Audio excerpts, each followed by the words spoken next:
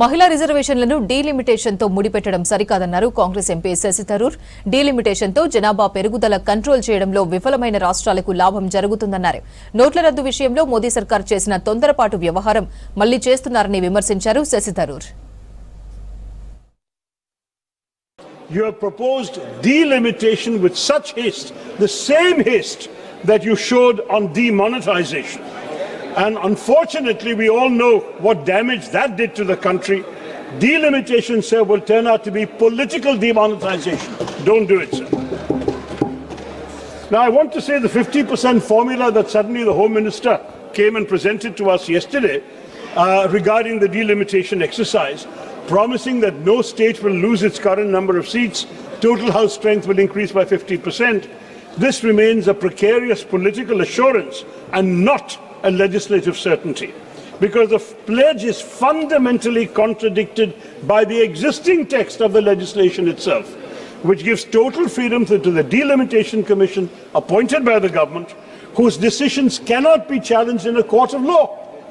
Since this formula, what Shri Amit Shah said, is not codified as an immutable constitutional or legislative safeguard, it could be easily discarded or altered by a simple parliamentary majority, offering no guarantee that it will survive beyond the very short term. Furthermore, expanding the Lok Sabha to an 850-member House would create the legislature that is by far the largest in any democracy in the world, resulting in a body that will be unwieldy and unworkable. This is especially true, sir, in an era where the government has been systematically reducing the duration of parliament sittings. Whereas the first and second Lok Sabhas met for an average of 125 days a year, the 16th and 17th Lok Sabhas saw that figure plummet to just below 60 days, sir.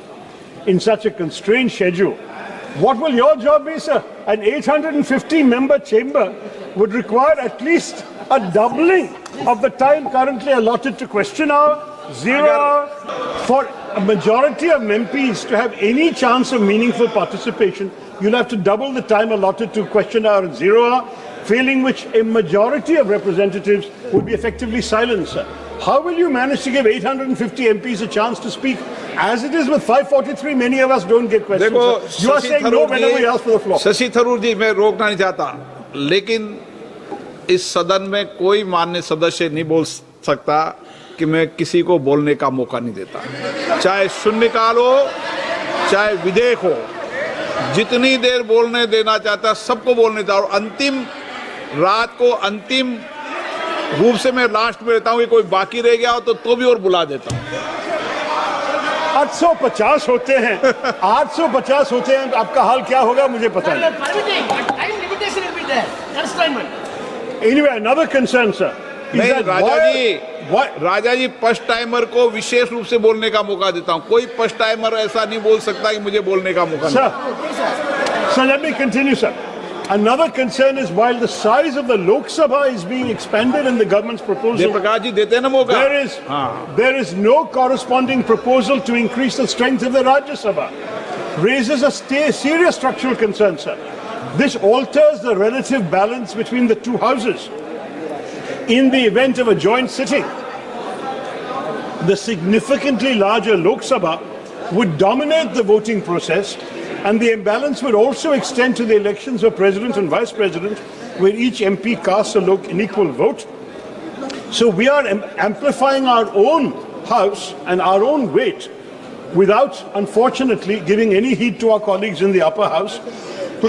And you can imagine, if the upper house is the chamber of states, then you can understand the concern of states that their weightage is not being respected, sir. Now, these are all problems, Mr. Speaker, that cannot be solved by a simple calculator. They require a great compromise. A historic settlement is needed in our country that ensures that no region feels diminished. And sir, even though one of the BJP speakers had criticized me for making some suggestions from international examples, let me say there is no harm in looking to international examples where diverse unions have grappled with this exact tension. In 1787, the American framers, for example, faced a deadlock between large and small states. And so they led to what was called the Connecticut Compromise, where their solution was a bicameral legislature, a House of Representatives based on population, and a Senate where every state, regardless of size, has exactly 2 seats. So you may be a tiny state like Goa or Sikkim, and you might be a gigantic state like UP, you'd have the same number of seats in the upper house. That's one idea. I'm not saying we should adopt it, but we should discuss it. Another idea, say the European Parliament. They use a system of principle of digressive proportionality, where larger seats do have more seats than smaller ones. So larger states will have more MPs, but smaller states are given more seats than a strict population ratio would justify.